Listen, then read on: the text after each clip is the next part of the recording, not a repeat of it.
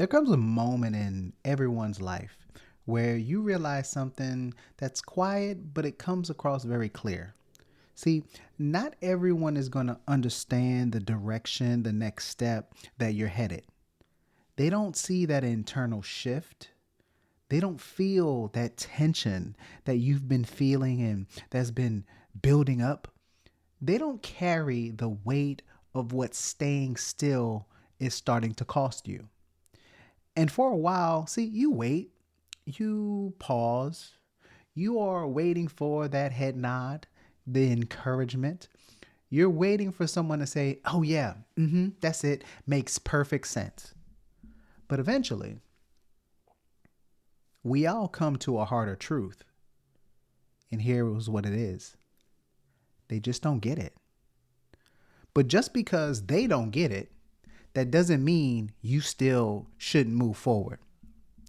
Welcome back, guys, to the Emanuel Dr. EG3 podcast. I'm your host, Emanuel George, but most folks around here just call me Dr. EG3. This is a space where we talk about growth, responsibility, becoming, that kind of truth that asks you to be true to yourself about where you are, where you're headed, who you want to be, the path that oftentimes comes without very much fanfare or applause. And today's conversation is for anyone who feels that pull, that tug, that yearning forward, but also feels that weight of being misunderstood. There's a story that many of us quietly tell ourselves. We say stuff like, I'll move when it makes sense to everyone else. I'll go when I can just explain it better. Or I'll act once the people around me are cheering me on and they fully understand. And see, that story feels as though it's responsible, as that you're trying to bring your crew with you. It feels patient. It feels considerate. But here's the part that we don't like to admit. Growth rarely explains itself in advance. Most meaningful transitions don't come with language first. You just feel that tug. You feel that tension. You feel that sense that something just doesn't quite feel right or maybe doesn't fit. It's a sense that says staying requires more energy than me actually moving. I've been in those seasons where that shift on the inside was clear to me, but it was obviously invisible to others. I wasn't running away from stuff. It wasn't because I was broken or something was wrong.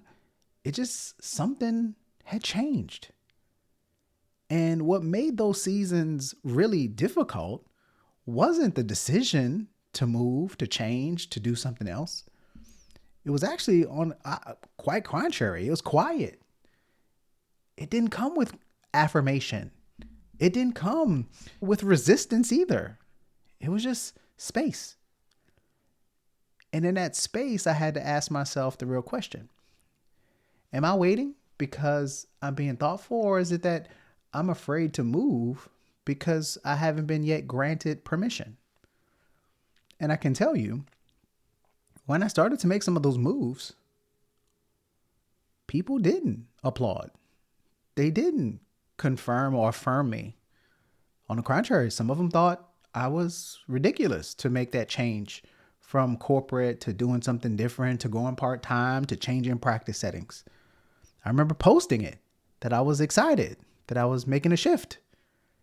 And some of the comments underneath some were congratulatory, but there were some that was like, wow, why are you doing that? Makes no sense. But guess what? It didn't need to make sense to them. So I can tell you, there's some truths around that I would like to talk to you guys about what does this tug mean? And the first thing that I learned through my transitions was that people only really understand you through the lens of who you've been. They have observed your consistency, your patterns, your decisions. So when you start to move away from that or grow beyond the frame that they're used to, that confusion of what they considered you to be your old self, it's their way to adjust. It's their way of trying to figure it out. You've disrupted the pattern and It's just through the lens of how they saw you as your old self. And that adjustment takes some time, and sometimes that could be a very long time, for them to recalibrate to this new version of you. The second thing is the silence that you may be experiencing without the fanfare, without the applause, without the affirmation. That's not a sign that you should stop. See, we often interpret silence as disagreement, but most of the time, silence just means those people don't really have enough information yet. They don't understand. They just see you taking steps, what seems to them to be all of a sudden, but we know you've been doing it on the inside. But they don't have access to your internal process. They haven't carried the internal questions that you've been wrestling with. They haven't felt the misalignment that's been building with inside you. So externally, they're like, whoa, what's going on? So what do they do? They pause. And if you treat that pause as though it's a veto to your decision or disagreement or they don't like it, then you're giving it, that silence, more power than it truly observes. Number 3, alignment creates its own confirmation. See, so you don't necessarily need them, but when you move in integrity, something inside of you settles in. Your energy gets cleaner. Your thinking sharpens. You stop rehearsing all those explanations. You find yourself in a calm that's not actually accidental. See, it's what happens when your actions catch up to the things that you already know. Now, moving without validation doesn't mean moving recklessly, though. See, it means choosing to have some internal wherewithal and some discernment versus needing an external consensus. See, not every voice in your life needs a vote. Not every opinion deserves equal weight. See, there are some people who speak to you from love and care and concern. And sometimes people speak to you fear. Now, it's because they care about you, but they may be speaking from a fear of what might happen. Some people might speak to you because of the comfort of what things once was, and now you're disrupting that. Some may speak to you from habit. But see, your job is to settle yourself down, get an alignment so you can understand and recognize the difference. So here's the challenge of the week. You probably recognize these are always asking the internal questions. So what is one decision or step that maybe you were delaying because you were waiting on some level of approval from someone? And what I would like you to do is not only recognize it, but write it down. And here are 3 questions that I want you to try to ask yourself. What do I already know to be true about this situation?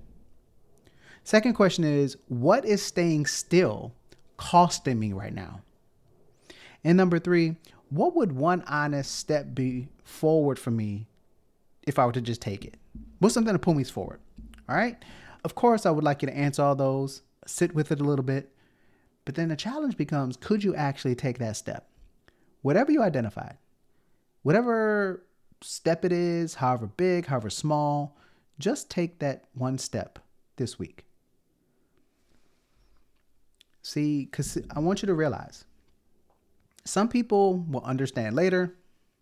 Some people may never fully understand. And you know what? Both sets of people, it's perfectly okay. Your responsibility is not to be fully understood. Your responsibility is to live in alignment with what you know to be true. And what you know to be true, your alignment, your clarity, your passion is not theirs to give you. They don't have it. It's yours. So I hope that helps, but I just want to remind you, whether they get it or not, you still got to go. And as always, guys, I love you much.